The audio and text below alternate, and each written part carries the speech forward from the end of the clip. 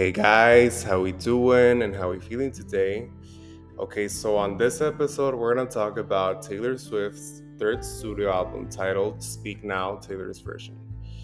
Now, Taylor Swift needs no introduction whatsoever, so let's just get right into it. So, this re recorded album actually didn't have any pre release singles, so let's get right on with the track list.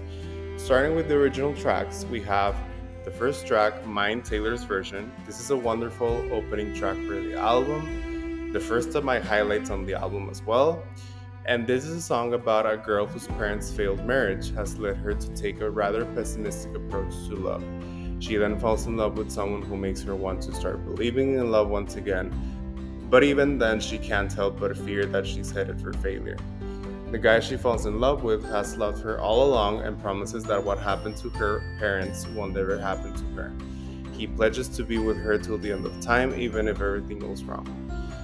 Now, track number 2, Sparks Fly, Taylor's version. Another one of my highlights.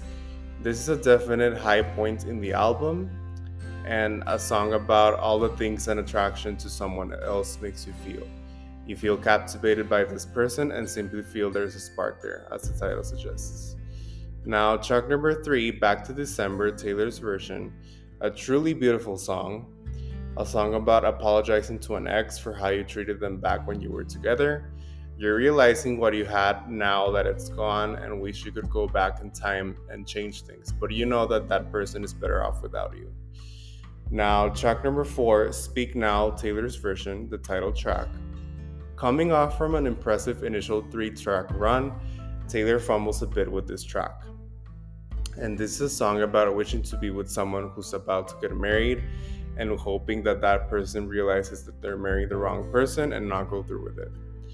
Now, track number 5, Dear John, Taylor's version, another one of my highlights. Taylor picks things back up with this track. Even with the song being nearly 7 minutes long, Taylor makes the whole runtime count with its remarkable instrumentation and lyrics.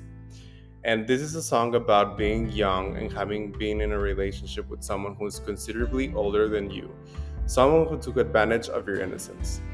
Now, track number 6, Mean, Taylor's version, another one of my highlights. This is a song about a partner who isn't treating you well, and how you feel good about yourself knowing that later down the road you'll be thriving and that person will still be a terrible person. Now, track number 7, The Story of Us, Taylor's version. This is a song about a relationship that has run its course. Whenever you run into your ex, you notice that they won't even acknowledge your presence, signaling that your story with them has truly come to an end. And this is another one of my highlights. Now, track number 8, Never Grow Up, Taylor's version, another one of my highlights. Taylor slows things down on this delightful acoustic track.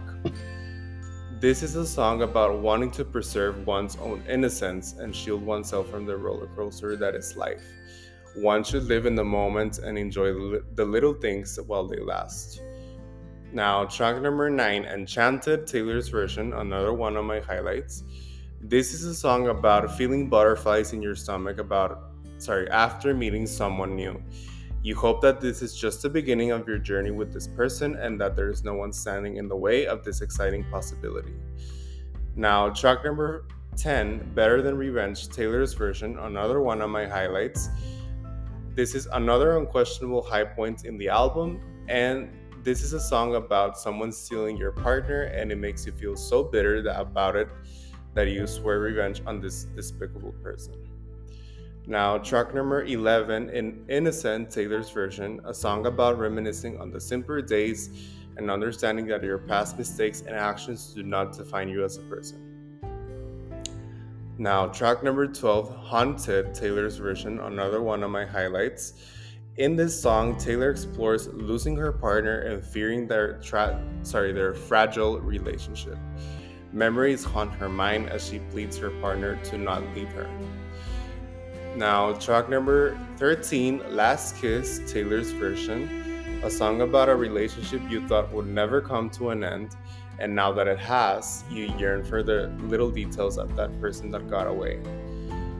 Now, track number 14, Long Live, Taylor's version. This is a song about looking back on a relationship that already ran its course and treasuring the special moments you share with that person, intending to preserve them in your memory for the rest of time. Moving on to track number 15, Hours, Taylor's version, a song about the people around you disapproving of your relationship, yet letting your partner know that you won't allow any comment or opinion change the way you feel about them. And now, track number 16, Superman, Taylor's version. This is the last track on the original track list of Speak Now. So, this isn't a very strong closing track for the album. And in this song, Taylor talks about a guy who left her and hopes that he will come back to her when the timing is right.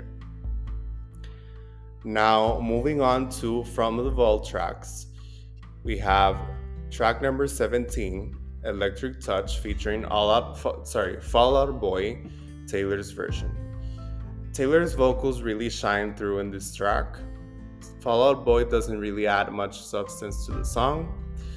This is a song about longing for hope, vulnerability, and the uncertainty of new love, while also considering the potential risks and rewards of opening up to new romantic possibilities. Now, track number 18, When Emma Falls in Love, Taylor's version. This song tells the journey of a young Emma as she traverses the complexities of love and relationships. Now, track number 19, I Can See You, Taylor's version. In this song, Taylor seductively addresses her potential lover. She continuously challenges and invites her partner to explore their newfound relationship, not only romantically but sexually as well. And this is another one of my highlights on the album. Now, track number 20, Castles Crumbling, featuring Hayley Williams, Taylor's version. So Hayley Williams from Paramore really adds to the song's enjoyability. And this is a song about people turning their back on you and you feel as if everything around you is collapsing. Now, track number 21, Foolish One, Taylor's version. This song describes the complex emotions of unrequited love, as well as the inner battles that entails. And lastly, track number 22, Timeless, Taylor's version, the last of my highlights on the album. This is a song about a love that is so strong that it would still come to fruition even under circumstances that made it nearly impossible to exist. Now, my final overall thoughts on the album are that Taylor's more mature vocals make the re-recorded tracks feel like a genuine upgrade. But on the flip side, even though it has 6 more tracks in the original version, this album is still nearly 2 hours long, so it's a rather demanding and long listening session. Now, when comparing to all of Taylor's discography, do I consider this album to be the best to date? No, I still consider 1989 to be Taylor's best album to date, and she has just recently announced that the re-recording of 1989 Taylor's version will be dropping on October 27th. Now, what score do I give Speak Now, Taylor's version? I give it 4 out of 5 stars. It's a really solid re-recording of an already great album by Taylor Swift. Now, before I go, make sure to follow Pop and Bop on social media. It's at Pop and Bop on Instagram, X, formerly known as Twitter, TikTok, and Threads, and Pop and Bop on Facebook and YouTube. So yeah, guys, that was my review for Speak Now, Taylor's version. This has been Pop and Bop. I'm Emilio Fernandez, and thank you so much for listening. Catch you next time.